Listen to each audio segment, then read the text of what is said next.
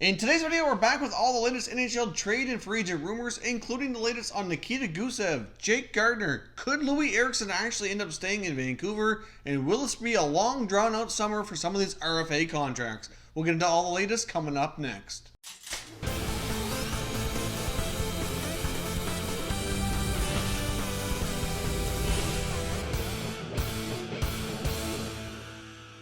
Welcome back here to Top Shelf Hockey. Now, as I mentioned, we have a variety of things to cover today regarding some trade and free agent rumors, so let's dive right in.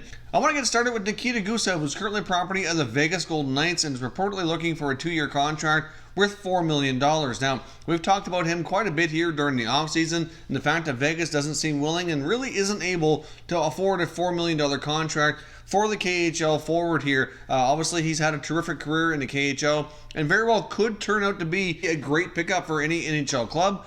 But obviously there is some risk involved, seeing as that it has not proven in North America. But really, I think for a small price to pay, depending on exactly what the cost would be, it might very well be well worth the risk. However, apparently his agent is kind of putting some pressure on Vegas to either get him signed or traded in the next little while here. We don't know exactly what the date is, but apparently they've been given some sort of deadline, and if that is not met, then he very well could re-sign and end up staying in the KHL and playing in Russia next year and not even be in the NHL at all. So obviously Vegas at this point, could have themselves a pretty decent deal to either get him in their lineup or to get him moved. Like I've talked about before, there's plenty of teams that have the cap space who could afford to pay him $4 million and take the chance on a short-term contract. It's like I said, I'm not sure how firm they are on the 2 years, but either way, really, like for what he's accomplished in the KHL, if the asking price that's been rumored, which has been a second-round pick and maybe a prospect, is what's really going to take to get him on your lineup, especially if you're a team with lots of cap space and you're kind of going through a rebuild, why wouldn't you try to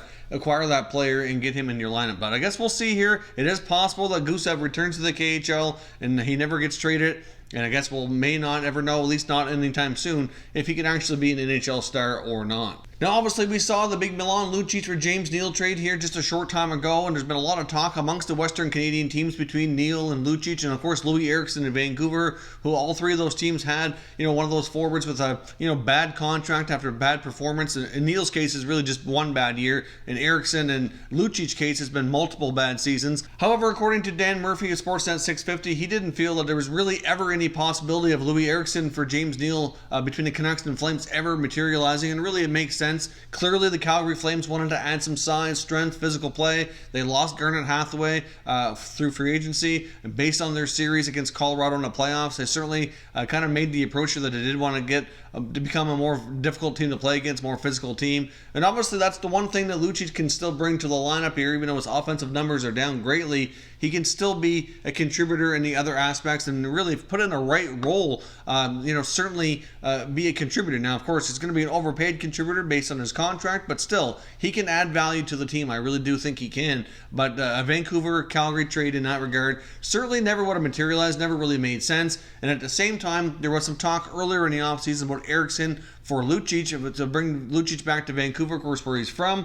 And Lucic was actually asked in an interview regarding if he was ever asked to waive his no-trade clause to accept a trade to Vancouver, and he said it was never requested, it was never discussed. So even though the two teams very well likely did have some talks, which was speculated for some time, they obviously never got close to the point that they had to ask him for his consent to be traded. So this goes to show that they were never close to sending him to Vancouver. And at the same time, a Vancouver-Calgary deal likely never would have materialized anyhow. Like I had suggested maybe earlier in the offseason they could look at a three-way trade and kind of all swap places, but the one thing that never would have made sense is Eriksson going to Calgary. So I guess we'll see how that all works out, but with Neal and Lucic finding a new home, I do think that they're likely both be more productive and more valuable in their new roles.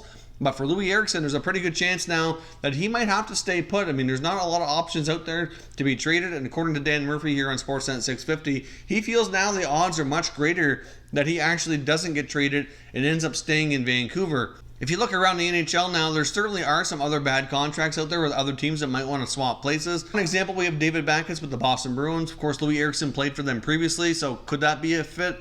I guess maybe, but at the same time, the Canucks really do need to shed some salary here to free up some cap space. They still got to sign Brock Besser, and they're kind of getting close to the cap here, so really they need this space. So if he stays in Vancouver, what other moves do they end up making? If he ends up staying in Vancouver, then how do they free up the necessary cap space to look after their other items here, like Besser? This They're not really sure how the Canucks are going to proceed here. Obviously, they'd have to make some moves of some kind. So let me know what you think. If Loui Eriksson does not get traded, how do the Canucks proceed to kind of amend their salary cap situation here to make sure that they have the flexibility to sign Besser and not be too tight against the cap? Obviously, if they demote him to the American League, put him on waivers, nobody's going to claim him after his performance. And if he goes down to the minors, they're only going to get a small relief of just over $1 million in cap space. And that's really not going to be enough to kind of help their situation here. But let me know what you think about Loui Eriksson staying in Vancouver. And if he doesn't get moved, what else do the Canucks do to address their cap situation? It appears as though the New Jersey Devils and Will Butcher might be closing in on a 6-year contract for the restricted free agent defenseman here. Reports on Twitter from Mike Moriello, NHL.com, indicate that he feels that there is a little bit of a gap between money here between Butcher and the Devils, but they're getting close. Looks as though a 6-year term likely is agreeable for both sides, as far as we can tell here. He feels Butcher's camp's looking for closer to $5 million, where the Devils right now might be around $4.5 million. So maybe they bridge that gap, end up around $4.75, $4.8, something of that nature, and get him signed up here for 6 years. Obviously, we saw Damon Severson sign a 6-year contract back, I think it was 2 seasons ago, for a little bit less than that. So with the market going up and inflation, it certainly seems like a fair contract based on that Severson contract kind of being comparable within his own team there. So we'll see here if Butcher and the Devils can get that deal worked out in the short term. Now, why is Jake Gardiner, one of the top defensemen in the UFA class, still unsigned? Listening to TSN Overdrive with Brian Hayes and Mike Johnson yesterday, they certainly brought up some interesting points. They were talking about the fact that Jake Gardiner would certainly be a top 6 defenseman on every NHL team. He would be a top 4 defenseman probably on at least 25 or 26 of 31 teams, and he certainly is a great puck-moving defenseman. You can say what you want about his defensive game, and I know he's had some bad moments in Game 7s, but really overall, he still provides a lot of value and provides a lot of offense.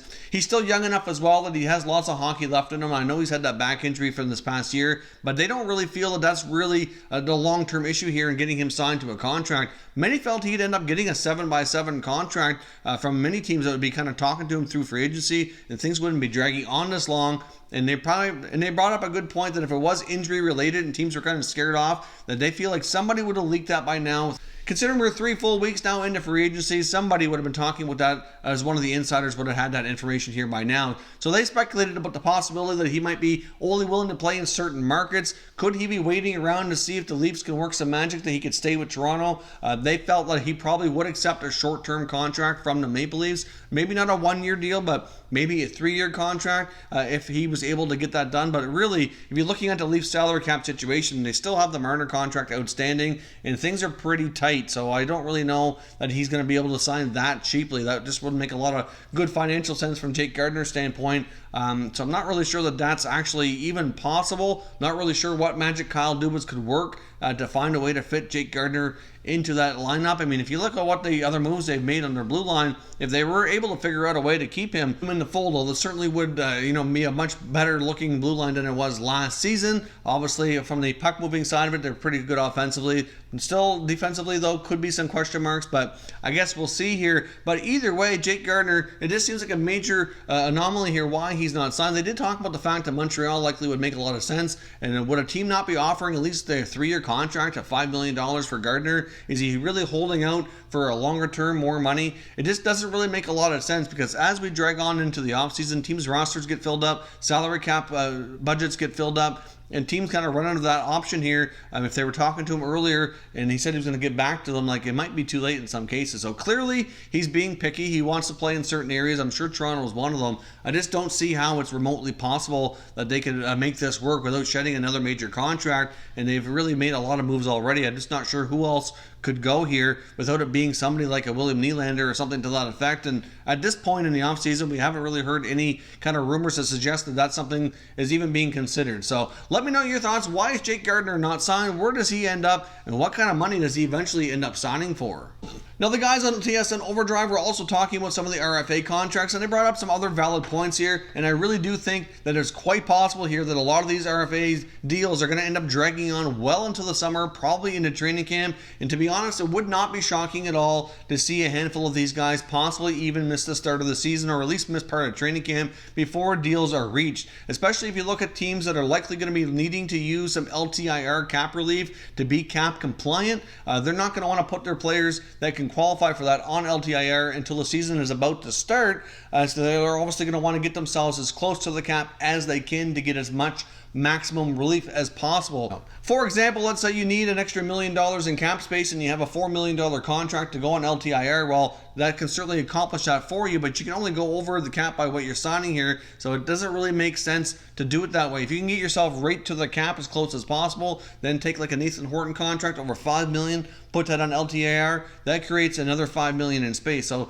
to maximize your cap situation, it certainly would make sense from a team perspective to get as close to the cap as you can, look after as much as possible, and then make that move at the last minute to get contracts signed. So guys like Tampa with Braden Point, Toronto with Mitch Marner, just to name a few here, good examples, they very well could be dragging on for an extended time. You look at Vancouver now with Brock Besser, obviously they've made a lot of moves, so their cap situation is a little tight as well.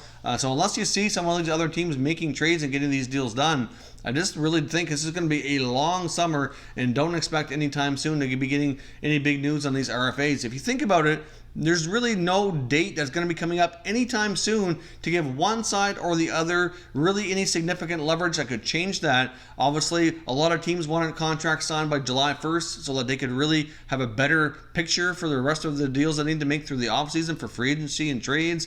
Well, that's long gone now. So obviously, most of these RFAs are still, most of these big-time RFAs are still outstanding. Contracts still need to be done. A lot of trades have already happened. We're kind of at that point in the offseason where things kind of start to slow down. And until we get to the beginning of training camp, there really isn't much pressure on either side. So I can see a lot of these negotiations really dragging on because there's really no pressure or really major impact from one side or the other to rush to get a deal done. So I unfortunately think we're going to be waiting on a lot of these RFAs to be signed until the last minute, and we very well could see several holdouts heading into this NHL season. Of course, as always, love to hear your thoughts and opinions on everything we discussed today. When it comes to the RFAs, do you think we're going to end up with several holdouts into training camp, possibly into the season? Could we have some more scenarios like we had with William Nylander last year? Certainly let me know your thoughts in the comments, and we'll continue the conversation. If you're new to the channel, consider subscribing and turning on your notifications so you don't miss any future content. We'll keep you all up to date with all the breaking news from around the NHL. Thank you very much for watching, and I will catch you next time.